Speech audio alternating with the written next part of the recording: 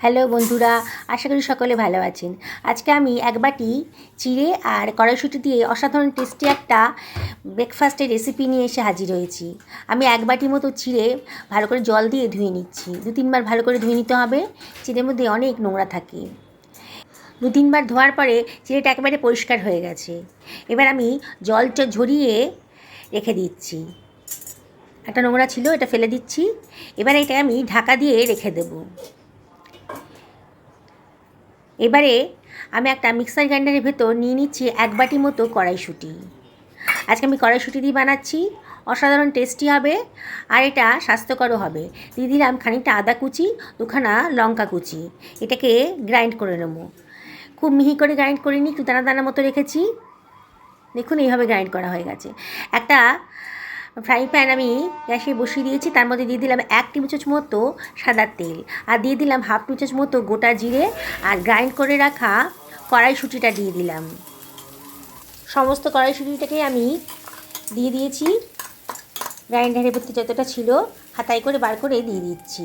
এবার দিয়ে দিলাম 1/2 টেবিল চামচ মতো হলুদের গুঁড়ো, 1/2 টেবিল চামচ মতো জিরের গুঁড়ো, 1/2 টেবিল চামচ মতো ধনের গুঁড়ো আর দিয়ে দিচ্ছি 1/2 টেবিল চামচ মতো লঙ্কার গুঁড়ো দিয়েছি।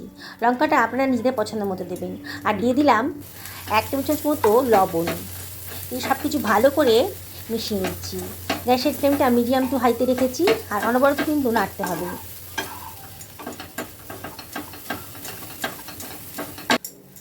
কড়াইশুঁটি কালারটা বেশ চেঞ্জ হয়ে গেছে, একটু সাইড দিয়ে সরিয়ে রাখলাম। আর এখানে দিয়ে দিচ্ছি 1 চামচ মতন বেসন। বেসনটাকে আমি একটু ড্রাই রোস্ট করে নেব। কাঁচা বেসন দিলে একটু গন্ধ লাগে, সেই জন্যে ওই ফ্রাই প্যানের ভেতরেই আমি একটু বেসনটাকে রোস্ট করে নিয়ে আবার সব কিছু ভালো করে মিশিয়ে নিচ্ছি। খুব ভালো করে মিশিয়ে নিয়েছি। দেখুন খুব ভালো করে মেশানো হয়ে গেছে। এবার আমি দিয়ে দিচ্ছি 2খানা আলু আধখানা করে কেটে সেদ্ধ করে রেখেছিলাম। এবারে আলুটাকে হাত দিয়ে চটকে আমি এইভাবে দিয়ে দিচ্ছি। এর ভেতরে একটু আলু দিলে পরে পুরটা একটু বেশি হবে আর বাইন্ডিংসের কাজও করবে, খেতেও কিন্তু খুব সুস্বাদু। সব কিছু ভালো করে মিশিয়ে নিয়েছি। এবারে আমি এর ভেতরে দিয়ে দিচ্ছি 1 টেবিল চামচ মতো চাট মশলা। চাট মশলা না থাকলে আমচুর পাউডার দিতে পারেন। আর দিয়ে দেবো 2 টেবিল চামচ মতো ভাজা মশলা, গোটা ধনে, গোটা জিরে, শুকনো লঙ্কা আর গোলমরিচ একটুখানি ড্রাই রোস্ট করে গ্রাইন্ড করে নিয়েছি। খুব সুন্দর টেস্টি মশলাটা হয়। যে কোনো রান্নাতে এটা ব্যবহার করলে পরে খুব সুন্দর একটা টেস্ট আসে আর গন্ধটাও কিন্তু দারুণ সুন্দর। সব কিছু আবার ভালো করে মিশিয়ে নিচ্ছি। দেখুন আমার প্যানের গা থেকে কিন্তু আমার স্টাফিংটা সরে আসছে, মানে আমার পুরটা রেডি হয়ে গেছে। এবার ফ্রাই প্যান থেকে নিয়ে একটা থালার ভেতর দিয়ে দিয়েছি। এখন একটু গরম আছে, গরম অবস্থাতে একটু ভালো করে মেখে নিচ্ছি। এর ভেতর দিয়ে দিচ্ছি ধনেপাতা কুচি আর ধনেপাতাটি দিয়ে ভালো করে মেখে নিচ্ছি। এবার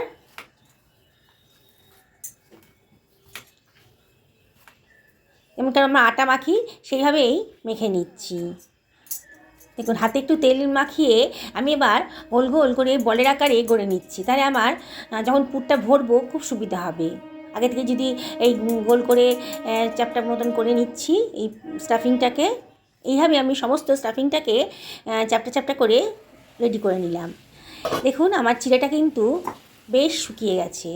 এর ভেতরে দিয়ে দিলাম 1/2 টেবিল চামচ মতো লবণ আর দিয়ে দেবো একটুখানি চিলি ফ্লেক্স।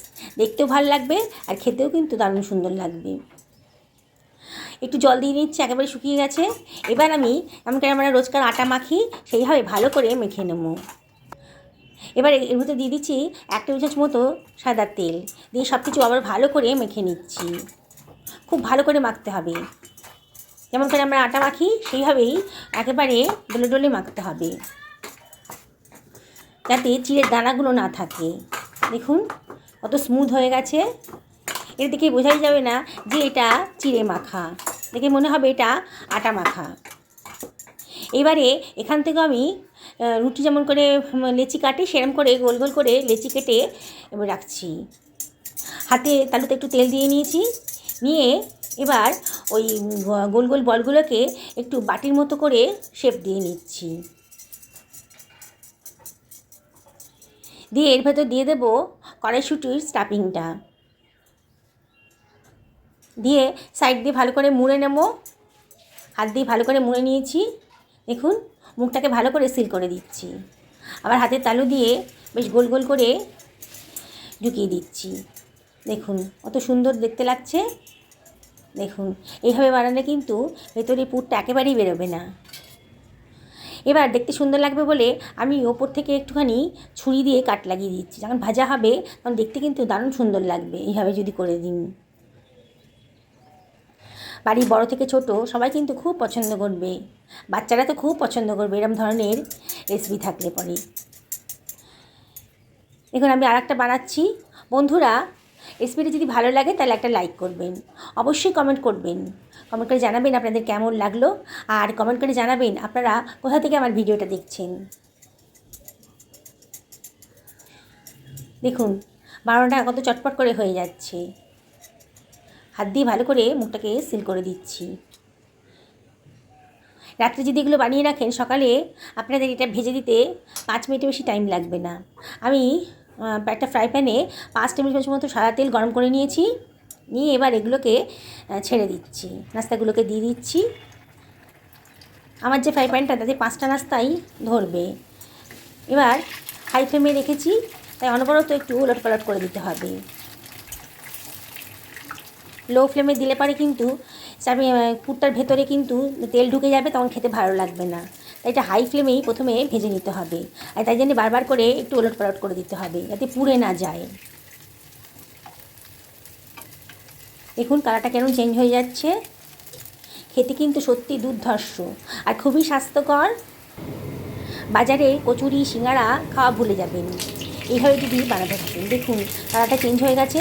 এবার আমি একটা ছাঁকনি দিয়ে যত সম্ভব তেলটা ঝরিয়ে নিয়ে তুলে নেব। বন্ধুরা যারা আজকে আমার চ্যানেলের প্রথম দিন তাদেরকে রিকোয়েস্ট করব তারা যেন আমার চ্যানেলটা সাবস্ক্রাইব করেন, আর যারা আজকে ফেসবুক থেকে দেখছেন তাদেরকে রিকোয়েস্ট করব আমার পেজটা ফলো করার জন্যে। আর অবশ্যই পুরনো বন্ধুদেরকে অনেক ধন্যবাদ। সবাইকে রিকোয়েস্ট করব কমেন্ট করতে। আপনারা যদি কমেন্ট করেন তাহলে কিন্তু আমি ভিডিও বানানোর জন্য মোটিভেট হতে পারি, ভালো লাগে আমার। আমি সকলের কমেন্টের উত্তর দিতে চেষ্টা করব। দেখুন আমার ভাজা হয়ে গেছে, আমি একটা টিস্যু পেপারের উপর রেখে দিলাম যাতে এক্সট্রা তেলটা শুষে নেয়।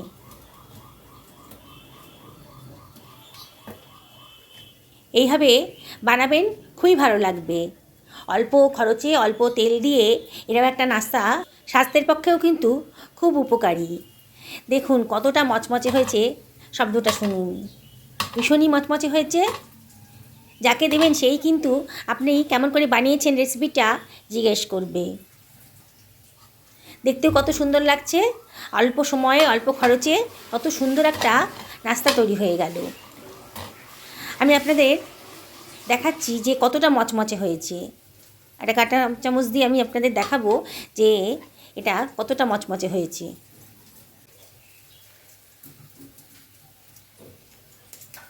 শুনতে পাচ্ছেন তো কীরকম মচমচে হয়েছে, একেবারে মচমচে। আমি আপনাদের রিকোয়েস্ট করব একদিন অন্তত বানান। পুরে ঠাসা চিরের এই নাস্তাটা সত্যিই অসাধারণ। সকালে ভালো থাকুন এই কামনাই করি।